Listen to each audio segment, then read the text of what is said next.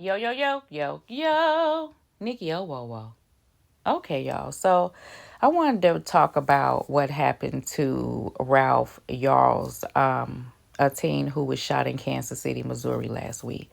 So on April 13th, Ralph Yarls, a brilliant 16-year-old honor student, a talented musician, was shot in the head, unfortunately, and in the arm by a homeowner by the name of Andrew Daniel Lester. Why, you say?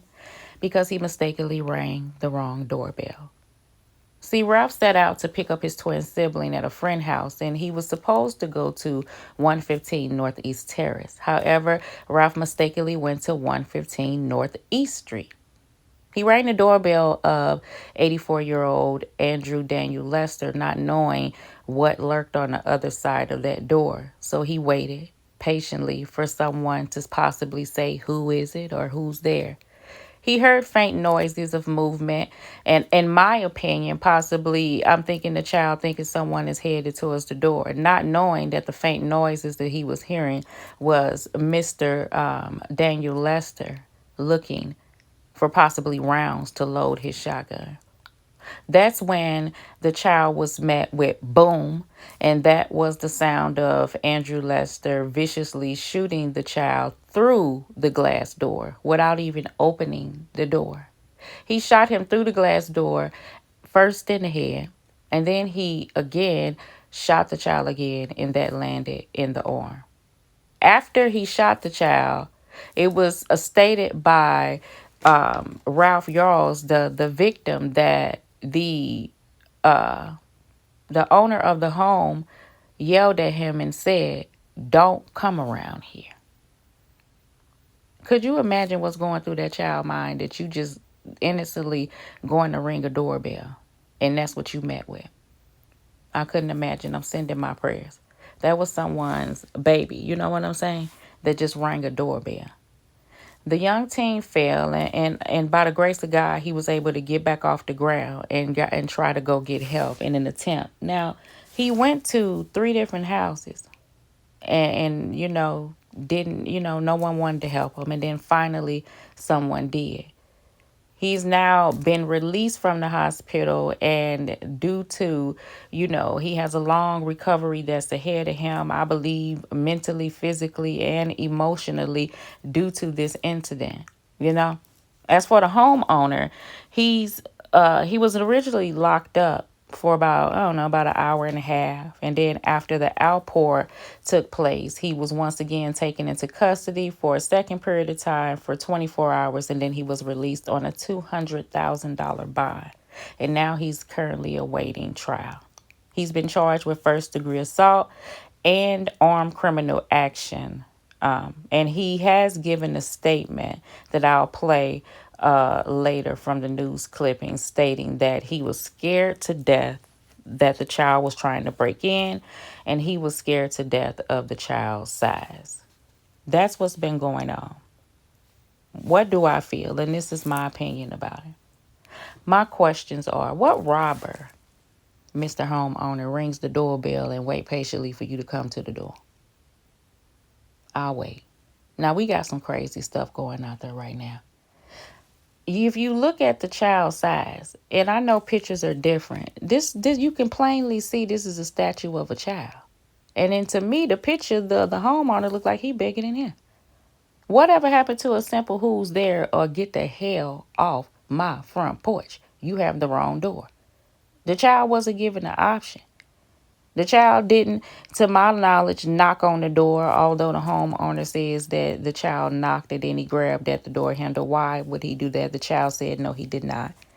He did not catch the child looking through the windows. There was no jiggling of the locks. The child wasn't yelling obscenities all over the front porch. He was not acting erratically. I'm trying to figure out, sir, what were you afraid of?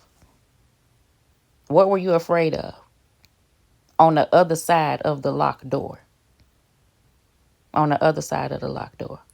So I'm saying this to say it's already to a point where he's saying one thing and the child is saying another thing. And we're going to be optimistic here, but we know how that shit go. There was no weapon, no nothing, found on the child. And I'm pretty sure that the sibling was found at the spot where the child was originally trying to get to. So you can see the mix up there.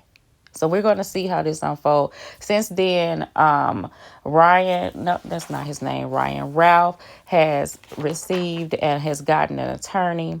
And they're going to wait this thing out and take the necessary steps, okay? I'm happy that he finally did get help.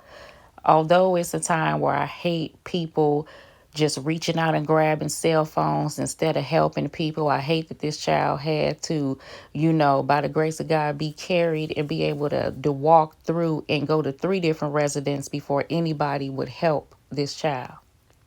This could have been any one of us or any person that you know. So things like this have to stop being taken lightly. Yeah, this is one of the times that I do wish when a cell phone is out, because sometimes it is good to have a cell phone out. I wish somebody was lurking in the crevices of the night that recorded that altercation and saw who the aggressor was or what actually went down, because we know how, like I said, how stuff like this go. Humanity, people, is at an all-time low, and it's time for us to come together as a whole, because this is screaming racism to me. There was no other reason why this child was gunned down in the manner of which he was. However, God said no. God said no, and he's here. So with that being said, I'm going to go ahead and I'm going to play the news clipping, and we're going to stay on top of this case to see how everything pan out, y'all. Love. Missouri. An 85-hour with an update on a teenager shot after he mistakenly rang the wrong doorbell in Kansas City, Missouri. An 84-year-old homeowner now facing criminal charges. 16-year-old Ralph Yarl is recovering from the shooting. And now prosecutors say they believe the shooting may have been racially motivated. ABC's Rena Roy has been following the developments and joins us with the very latest. Rena? Well, Charlene and David, according to court documents, the homeowner charged in this shooting told police he thought someone was trying to break in. Authorities say there's no indication the two ever exchanged words. 84-year-old Andrew Lester charged with felony assault, accused of shooting 16-year-old Ralph Yarl twice after police say the teen mistakenly went to the wrong house, knocked on the front door, and rang the doorbell. As the prosecutor in Clay County, I can tell you there was a racial component. Police initially detained Lester for questioning and let him go, sparking protests in the city. An arrest warrant now issued for Lester as Yarl recovers. Officials say he was shot in the head through a glass door and again in the arm. The incident unfolding Thursday night just before 10 when Yarl's family says he accidentally showed up at 115th Street instead of 115th Terrace, where he was supposed to pick up his younger siblings.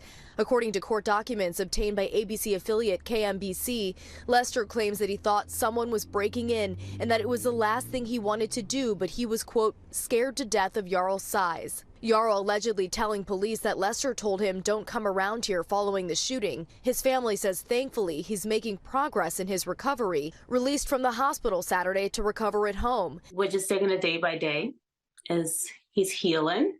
It's a slow process, but he's healing. And he's alive. The family's lawyer telling ABC his injuries will impact him permanently.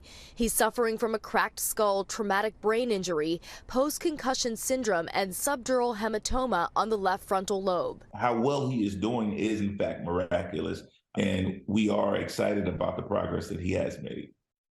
Now, Yarl's family says the charges are a step in the right direction, but now they're hoping for a conviction. Rena.